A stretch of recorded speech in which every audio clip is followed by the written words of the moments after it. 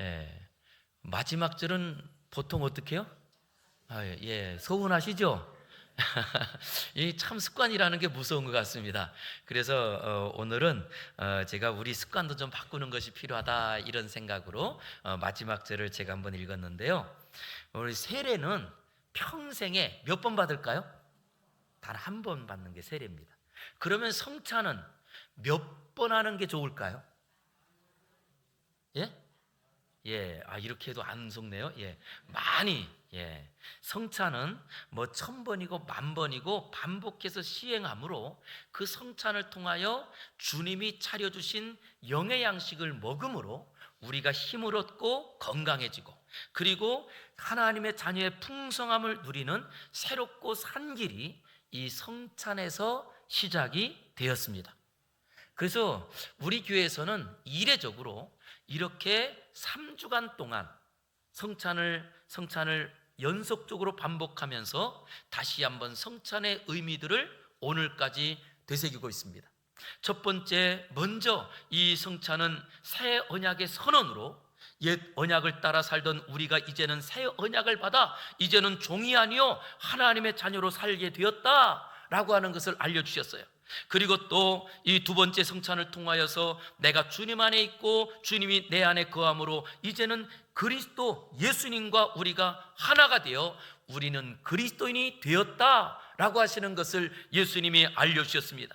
그리고 오늘 본문을 통하여서 구약 성경에서부터 역사하셨던 성령 하나님께서 보혜사로 우리 안에 임재하심을 이 성찬을 통하여 우리에게 선언해 주셨어요.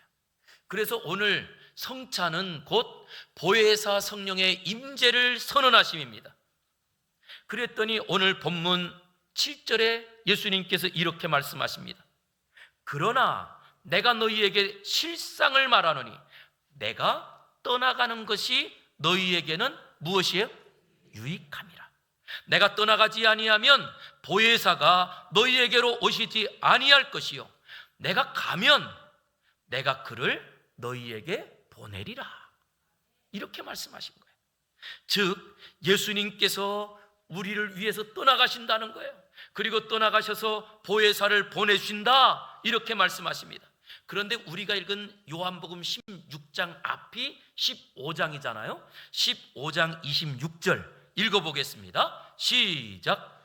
내가 아버지께로부터 너희에게 보낼 보혜사 곧 아버지께로부터 나오시는 진리의 성령이 오실 때에 그가 나를 증언하실 것이요. 예, 여기서 보았더니 예수님께서 또 내가 가면 너희에게 보낼 보혜사 곧 아버지께로부터 나오시는 진리의 성령이 너희에게 오신다 이 말씀을요 지금 15장이었는데 그 앞장은 14장이잖아요 14장 26절 또 한번 읽어보겠습니다. 시작. 보혜사 곧 아버지께서 내 이름으로 보내실 성령 그가 너희에게 모든 것을 가르치고 내가 너희에게 말한 모든 것을 생각나게 하리라. 아멘.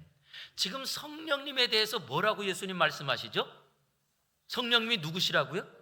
보혜사. 그래서 계속 예수님께서 내가 가면 보혜사가 오는데 그 보혜사는 곧 성령이시라 그러면서 내가 가야 그 보혜사가 오시는데 바로 이 보혜사. 그랬더니 우리는 보혜사가 뭐래? 우리가 쓰지 않는 용어거든요. 그래서 우리는 성령님에 대해서는 하는데 실제로 성령님을 예수님께서는 보혜사로 설명을 하시거든요. 그럴 때 보혜사 그랬더니 성경 원문에 쓰여져 있는 그 단어로 파라클레이토스라고 말해요. 이 보혜사를. 그런데 파라클레이토스라고 하는 이 단어는 두 개가 합쳐진 단어거든요. 그럴 때 첫 번째 파라라고 하는 것은 가까이에서, 근처에서 이런 뜻이고요. 그 다음 클레이토스의 거기에 원형은 칼레오인데 이 칼레오는 말하다 이런 뜻이에요. 그래서 이 두 개를 딱 붙였더니 파라클레이토스라는 말은 가까이에서 말하는 사람, 가까이에서 말하는 분 이런 뜻인 거예요. 성령님을 예수님께서는 누구라고 소개했다고요? 우리 가까이에서 우리에게 말해주시는 분이라는 거예요. 그럴 때 우리 가까이에서 말해주는 그분은 누구냐라고 했더니, 먼저 우리가 재판정에 섰을 때, 내가 재판받고 있을 때, 내가 내 일들을 정확하게 말하지 못할 때 그 옆에서 나에게 법적으로 조언해 주는 사람, 그럼 누구죠? 변호사. 변호사는요, 반드시 의뢰받은 사람을 위해서 이야기를 해줍니다. 근데 바로 성령님은 누구시냐라고 했더니, 그 사람이 정말 억울한 일을 당하거나 이런 일로 재판을 받을 때 그 일들을 이길 수 있도록, 그 일을 도와줄 수 있도록 옆에서 아주 유능한 변호사가 되어서 우리를 도와주시는 그분이 예수님께서 가시면 오신다는 거야. 우리가 이 세상을 살아가면서 얼마나 억울한 일이 많나요? 그럴 때마다 내 안에 그분이 오시기만 하면 그분이 가까이에서 우리에게 길을 알려주시고 우리가 억울한 일을 당하지 않도록 알려주신다는 거예요. 그런데 이 보혜사라는 뜻 안에는요, 여러 가지가 있거든요. 그 안에 또 어떤 일이 있느냐라고 했더니, 우리가 가끔 밥을 먹어도 괜히 소화가 안 되고, 그리고 뭔가 이상한데 이거 뭔가 큰 병에 걸린 것 같아. 그래서 어디를 가요? 병원에 가면 그때 내 옆에서 가까이서 말씀해 주시는 분이 누구죠? 의사 선생님. 그래서 의사 선생님 얼굴 보는 게 우리에겐 꿈이에요. 그래서 우리가 의사 선생님을 찾아가지고, 선생님 제가 이렇게요, 밥을 먹어도 소화도 안 되고, 그러면서 그럴 때 탁 듣더니, 에이, 괜찮아요. 왜 웃으세요? 그 한마디가 얼마나 위로가 되는지 몰라요. 그 다음부터 소화가 잘 돼요. 근데 이런 것처럼 바로 보혜사라고 하는 그 단어는 우리 가까이에서 우리 안에 어려움 당했을 때 도와준다, 그리고 또 우리가 알지 못할 때 그 길을 열어준다, 우리가 이 문제를 가지고 어떻게 풀지 모를 때 그것을 해결해 주는 분, 이런 분이 오신다는 거예요. 어떻게 여러분, 그런 분이 내 안에 오시면 좋을까요, 싫을까요? 좋죠. 찾아가지 않아도 되고, 그분이 우리에게 오시는데 바로 그분이 변호사요, 대언자요, 위로자요, 중보자요, 조력자요, 이렇게 번역을 하는 거예요. 그런데 요즘 보니까 우리 성도님들은 보혜사가 대부분, 우리 특별히 연세 드신 분들은 그 보혜사가 집에 오시는 것 같아요. 집에 찾아오시는, 매일 찾아오시는 5글자의 분이 계시는데 누구요? 그렇죠, 요양보호사. 이분들이 오시면 그냥 집에 내가 어려워서 몸이 불편해가지고 가만히 있는데 오시면 집도 청소해 주시고 먹을 것도 준비해 주시고, 이렇게, 그래서 영어로는 헬퍼로 번역을 합니다. 헬퍼, 도와주는 존재. 바로 그분이 성령님이라는 거예요. 저는 이 시간에 우리 사랑하는 성도님들 안에 그 성령님이 임함으로 인하여서 우리의 길을 열어주시고 우리의 닫힌 길 가운데 하나님께서 길을 만드시는 은혜가 충만하게 임하기를 주의 이름으로 축원합니다. 그런데 바로 그 성령님께서 이렇게 도와주시는 분으로 우리에게 오시는 이야기가, 예수님께서 공생애를 시작할 때부터 성령님이 예수님을 도와주셨어요. 그래서 공생애를 시작하는 첫 자리에 세례를 받거든요. 그리고 세례를 받고 딱 올라올 때 하늘이 열리고 성령의 비둘기같이 임하며 하늘에서 소리가 울립니다. 이는 내 사랑하는 아들이요 내 기뻐하는 자라. 그리고 성령님께서 예수님과 동행하는 자리에 첫 번째, 예수님께서 시험을 받으실 때를 이렇게 소개합니다. 마태복음 4장 1절. 그때에 예수께서 누구에게 이끌렸어요?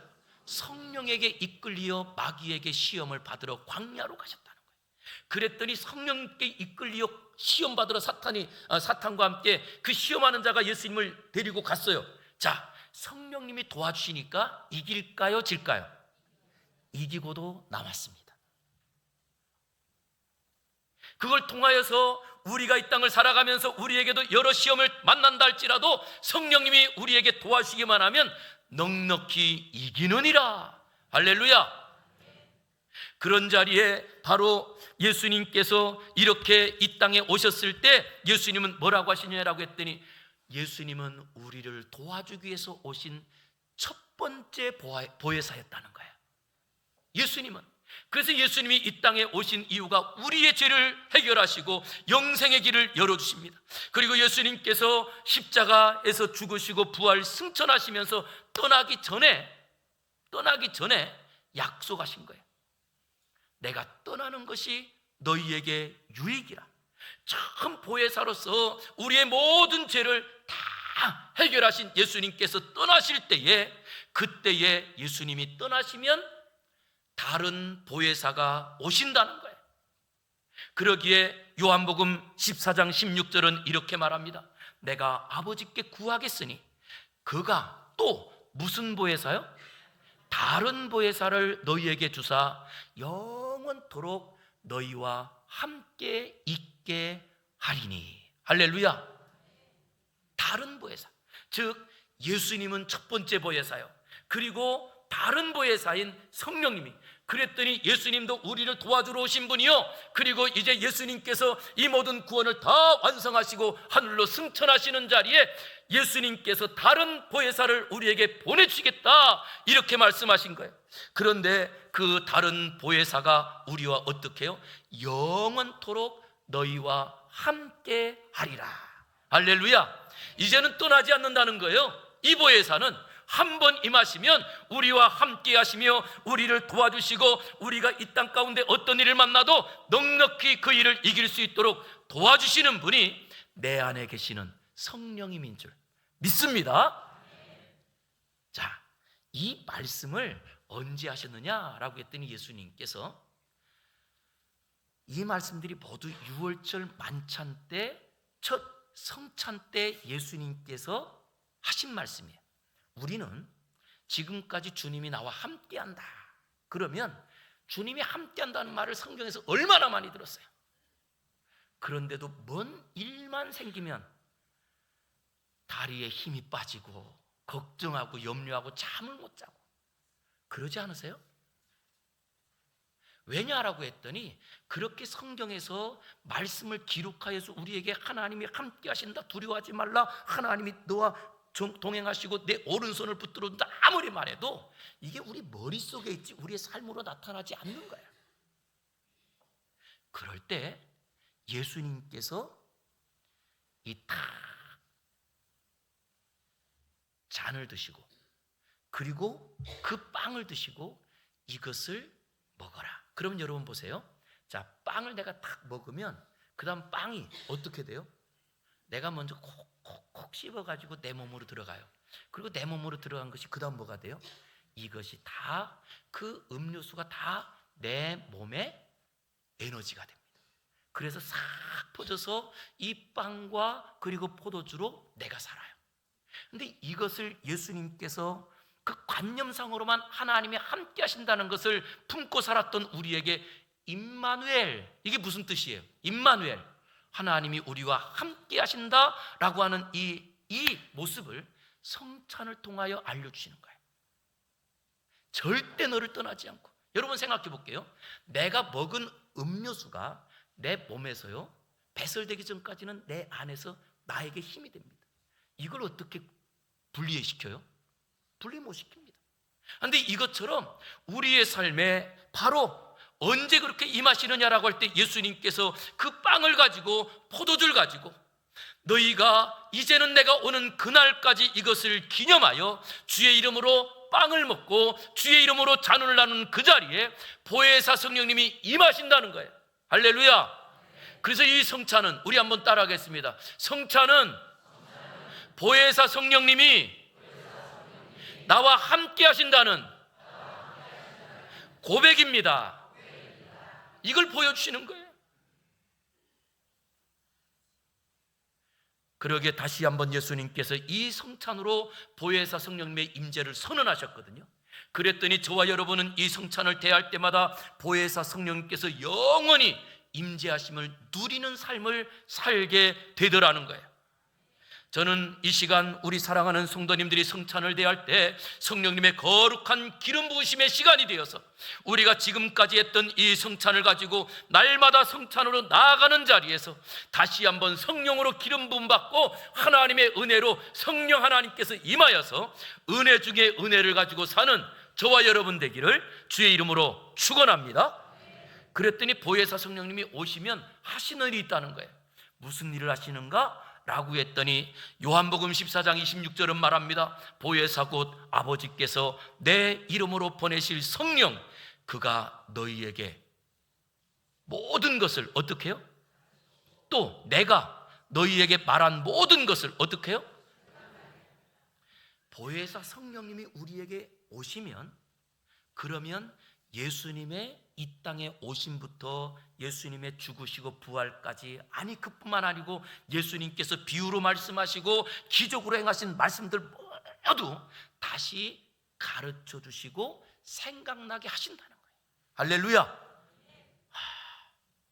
그런데 교회에서 이번에도 또 성경 한 권이면 충분합니다, 이런 슬로건으로 이제 우리가 성경 읽읍시다 그랬대. 목사님 눈이 아파서요. 그러면서 어떤 분은 그래요. 아이고 목사님 벌써 내가 환갑이 지났는데 이제는 뭘 해도 내 머릿속에 안 들어와요.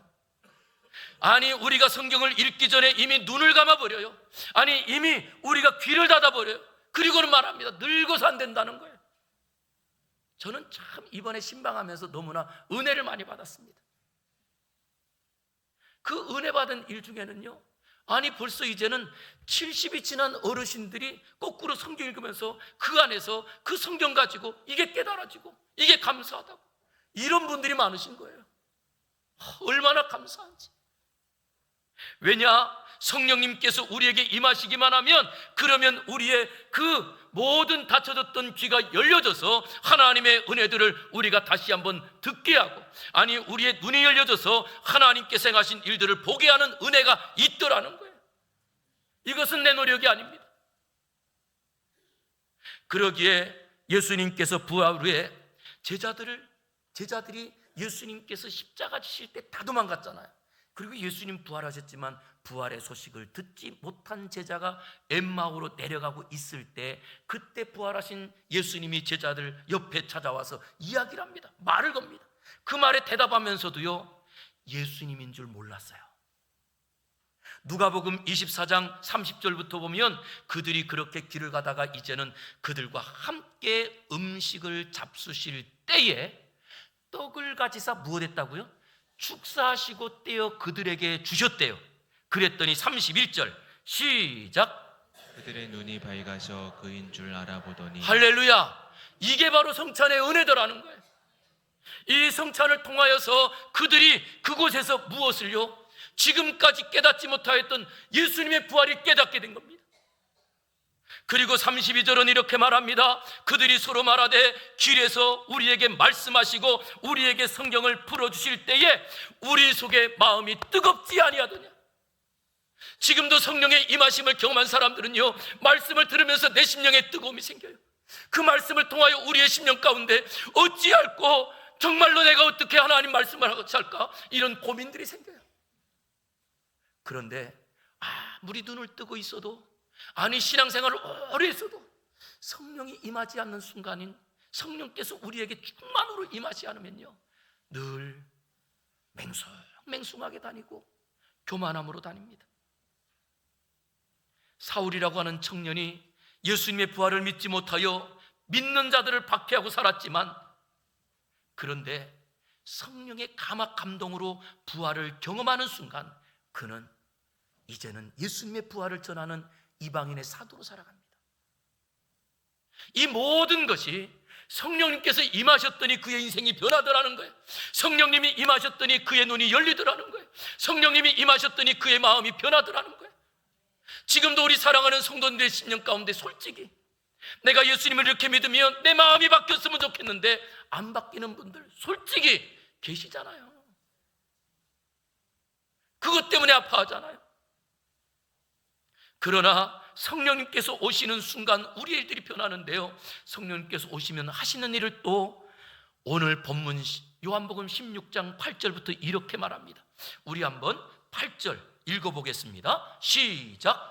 그가 와서 죄에 대하여 의에 대하여 심판에 대하여 세상을 책망하시리라. 그가 오시면 죄와 의와 심판에 대하여 책망하시는데, 죄에 대하여라 하면 그들이 믿지 아니하며 의에 대하여라 하면 내 아버지께로 내가 가니 너희가 다시 나를 보지 못할 것이요, 심판에 대하여라 하면 세상 임금이 심판을 받았습니다. 여기에 갖고 있는 말씀은 성령님이 임하는 순간 진정한 회개가 그때 터져 나오더라는 거예요. 성령님이 임하시지 않는 순간 우리 안에 회개는 없습니다. 그러나 성령님께서 임하시는 순간 내가 지금까지 몰랐던 죄, 무심코 지나쳤던 죄악의 발상들이 내 안에서 드러난다는 거예요. 지금도 우리가 그것 때문에 얼마나 고민하나요? 저는 이 시간 성찬을 통하여 내 안에 지금까지 했던 모든 죄악들이 드러나 어찌할꼬, 내가 어떻게 살고, 이런 회개의 역사가 일어나기를 주의 이름으로 축원합니다. 이게 일어나야 돼요. 사도행전에 보니까 베드로 사도께서 설교할 때요, 그것을 듣던 사람들이 마음이 찔리기 시작합니다. 무슨 역사요? 그 자리에 성령님이 임재하니까 그 말씀을 듣는 사람들이 마음이 찔려. 그들이 이 죄를 가지고 우리가 어찌할꼬 그러면서 그들이 회개하고 예수님을 믿어요. 이 사람들이 초대교회의 첫 번째 성도가 되는 겁니다. 예수님을 믿는 사람들 안에 성령님이 임하신 사람에게는요, 이런 우리 안에 정말 지금까지 교만하게 살고 믿는다고 말하면서도 가식으로 살았던 것들이 다른 거예요. 어떤 분이 그런 말씀하시더라고요. 예수님 믿는 사람은 가면 몇 개씩 갖고 살아야 된다고요? 그러면 그런 분들 교회 나오지 마세요, 제발. 가면 몇 개씩 쓰고 살리니 얼마나 힘들어요. 우리가 주님 앞에 나오는 모습은 세상에서는 가면 쓰고 살았다 할지라도 있는 모습 그대로입니다. 전부의 의지 없어서 주님께서 나를 박대하시면 내가 어디 가겠습니까? 이게 우리의 고백 아닌가요? 그런데 가면 몇 개씩 쓰고 오세요? 그게 우리의 삶이라면, 그게 신앙이라면 그거 버려야죠. 그러기에 다시 한번 보혜사 성령님이 오시면 12절에서 13절에 이렇게 말합니다. 내가 아직도 너희에게 이를 것이 많지만 지금은 너희가 감당하지 못하는데 그러나 진리의 성령이 오시면 그가 너희를 어떻게 해요? 모든 진리 가운데로 인도하시니 그가 스스로 말하지 않고 오직 들은 것, 누구에게요? 예수님의 말씀을 그대로 말하고 장래 일을 너희에게 알리리라. 성령님이 임하셔야 말씀이 깨달아집니다. 성령님이 임하셔야 내가 얼마나 심각한 죄인인지 보이더라는 거예요. 성령님께서 임하셔야 하나님께서 준비하신 은혜의 길들이 보이더라는 거예요. 그러기에 이 시간에도 우리 사랑하는 성도님들이 다시 한번 이 성찬에 대하며 오직 이 성찬을 대하는 자리에 주님 내 안에 오시옵소서, 이 갈망을 가지고 우리가 나아감으로 이스라엘 백성들 안에 초대교회를 통하여서 하나님께 주셨던 거룩한 은혜로 이 성찬으로 회개 역사가 일어나고 이 성찬으로 이제는 예수님 한 분만 갖고 살아가는 놀라운 생명의 은혜들이 우리 성도들의 가정과 삶의 현장에서 터져나기를 주의 이름으로 축원합니다.